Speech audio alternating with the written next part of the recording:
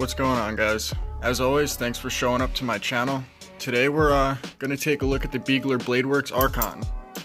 Now I've seen these pop up quite a bit recently. I know Blade HQ got a batch of them, Knife Center got a batch of them. I've seen people posting about them. A couple of people have asked me to do a video on this knife, so figured it was about time. But Blade HQ has these listed at $575. Now, I got mine as one of the prototypes. I've had it for quite a while. It was like 6 months ago when I got mine. But I paid $525 for it as a prototype. So I guess by buying it through a retailer, you're paying that $50 markup. But it comes in at 9.75 inches overall with a 4.375 inch blade. It is 5 ounces overall, but that's with a latch. Now mine is without a latch, so it's going to be just a little bit under that. I know mine has a blade that's CPM 154, but on Blade HQ's website, all it says under blade material is stainless steel, so I'm honestly not sure about those. But I know mine was CPM 154. Now, a lot of the original prototypes I saw of these had chisel ground bevels, and I'm not so much a fan of chisel ground blades, so I waited until I saw one with like just regular ground bevels on both sides before I got one. But the cool thing is that the bevels, they're not ground in, they're milled in. If I can get it to focus.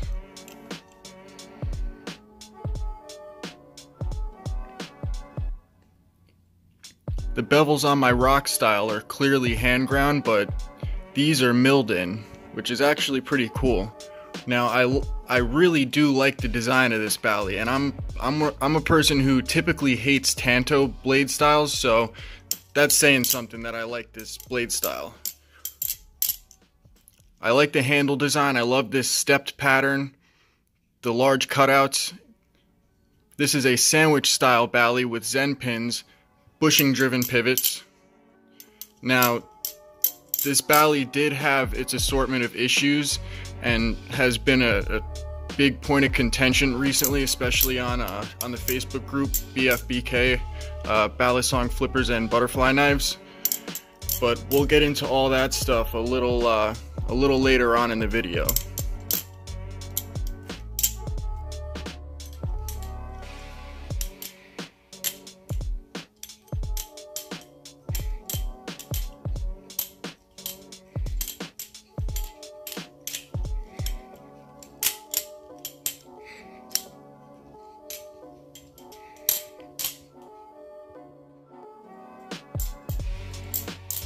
Now, without a doubt, the thing I appreciate most about this knife is its design.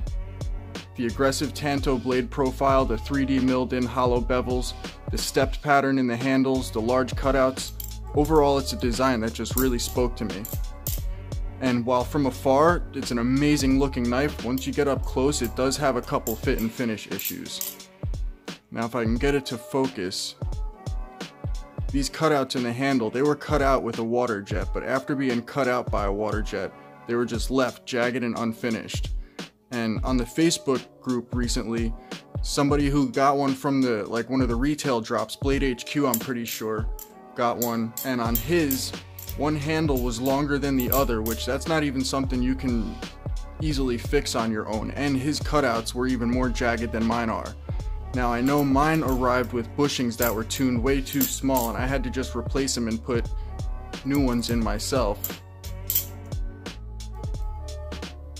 And now the tolerances are up to my standards, but initially they were way too small. I couldn't even thumb tighten my pivot screws without my handles binding up and wouldn't swing at all. And one thing about this knife is that makes tuning the bushings really difficult is the Zen pins that are used. They're just straight 1/8 inch double-sided barrels. There's no shoulders on them to keep them pinched between the handle slabs, so if you take one of the Zen pin screws out, the Zen pin will just fall out the other side, because that's the only thing keeping them held in is the screws, because they're just a straight shaft with no like stepped shoulder on it.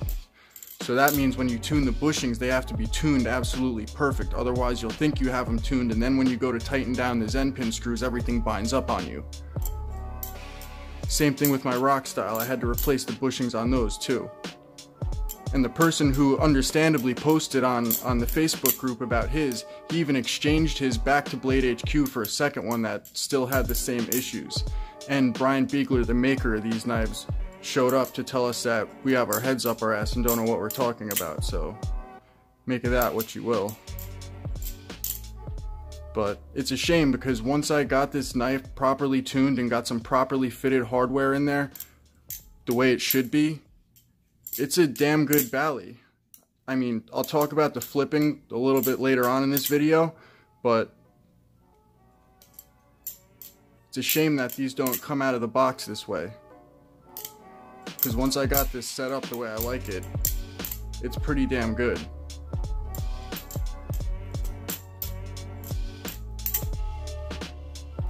Now I could go in and sand down those cutouts. I know the person on Facebook, in the Facebook group, sanded down the inside of their cutouts, but I don't want to go taking too much metal away.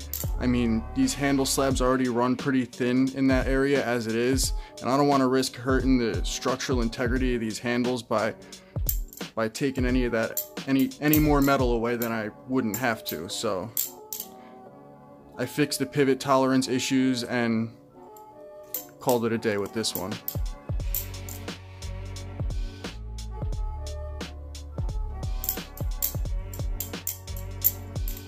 As a flipper, the Archon is actually a really awesome Bally.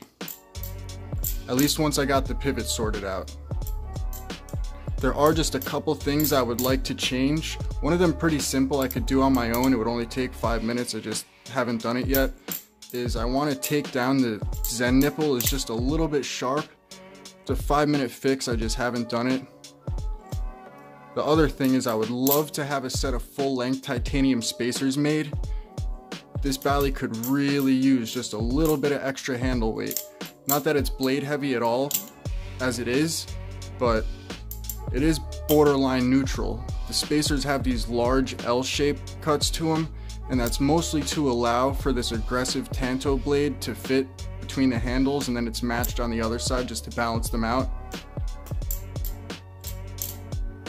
The handles do feel just a little bit blocky. They've got this heavy chamfer to them at either end of the handles, which because of the stepped pattern, the handles get thicker at either end, so that chamfer is more pronounced. But it's chamfered in the areas that you'd want it to be. At either end of the handles, at the tops where you're doing most of your fanning or the bulk of your manipulation, and then at the far ends of the handles when you're doing choker fans, you can feel that chamfer pretty good, so they don't feel that blocky. But anytime you're doing any manipulation in the middle of the handles, they do feel pretty blocky. The corners are a little bit sharp, and you can feel these large cutouts. Now the spine on this blade is not crowned, but there is a heavy chamfer that follows the whole way around the tang, and the swedge is not sharpened either. The point on this knife is pretty aggressive. This point has gotten me worse than either of my basilisks ever have, and both of my Bieglers came pretty damn sharp. So this blade is just a little bit intimidating just because of that point.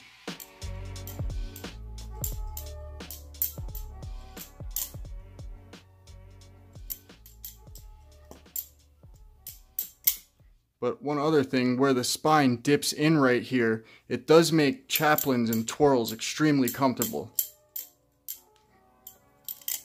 Overall, this is a really good Bally, and to summarize, it just ends up being a shame to me, because if these things were just sorted out from the factory, those couple issues that they have, primarily the pivot tolerance issues, the cutouts on the inside, the inside of the cutouts not being jagged, just like finish all that up. I mean, people are getting them with one handle longer than the other.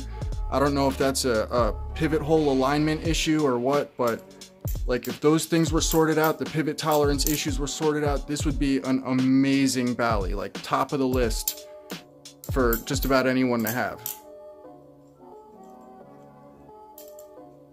But for them to be showing up at people's doors with the issues that they do have at the price point they sit at is just unacceptable.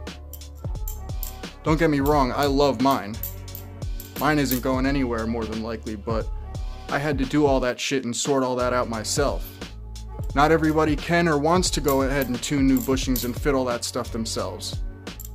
And they shouldn't have to either, it should just arrive that way.